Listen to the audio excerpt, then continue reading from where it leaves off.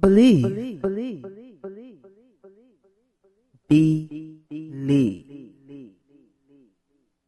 The cipher is the closest thing to a hip hop prayer, right?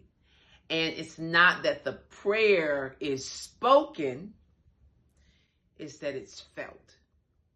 Because it's about energy, it's about vibration, it's about, what someone said, it's about zoning out because the beat just takes you there. The beat that's playing just takes you somewhere. There are so many layers to the mind. It can make it difficult, make it hard to find.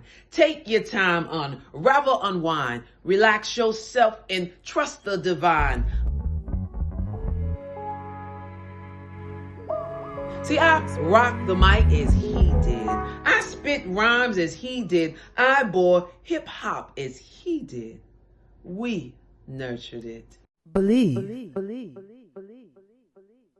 I wanted to become a better MC, a better rapper, and Freestyle Union was my way of narrowing my focus only to rap.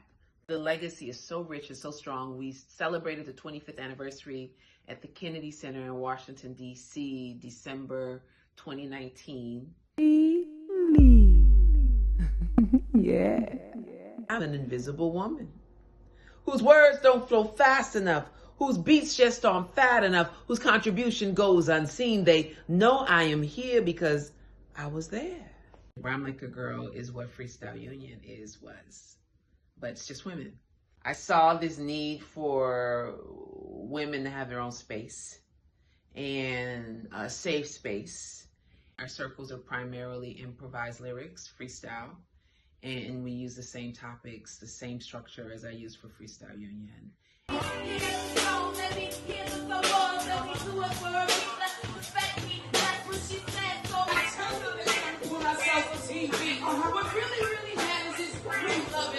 Girl MCs coach boys, facilitate ciphers themselves. I am an invisible woman. Now I may not be seen, but I'll be damned if I won't be heard.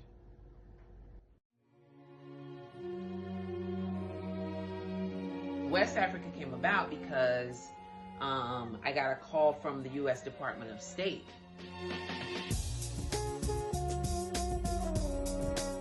That trip really sealed my my relationship with the whole continent. That, like, when it came to hip hop during that era, Senegal for me felt like hip hop heaven.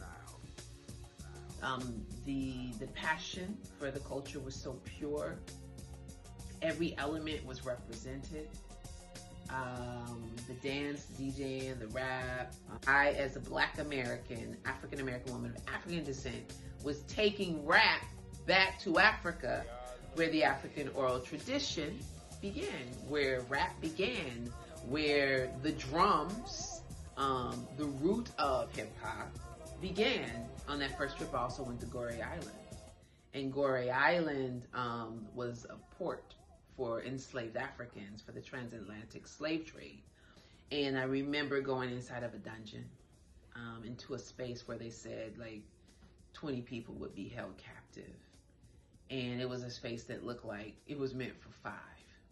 And I remember standing in the door of no return and looking out at the ocean and wondering what that must have felt like,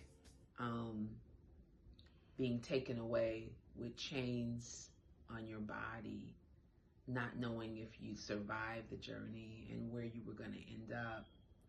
And it was a door no return, and I returned. Every person that's a descendant of an enslaved African could have that experience.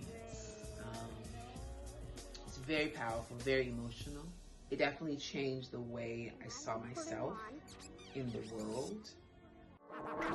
To experience the sensation. The cipher represents 360 degrees. It's about giving and exchanging energy, information, and ideas. The cipher represents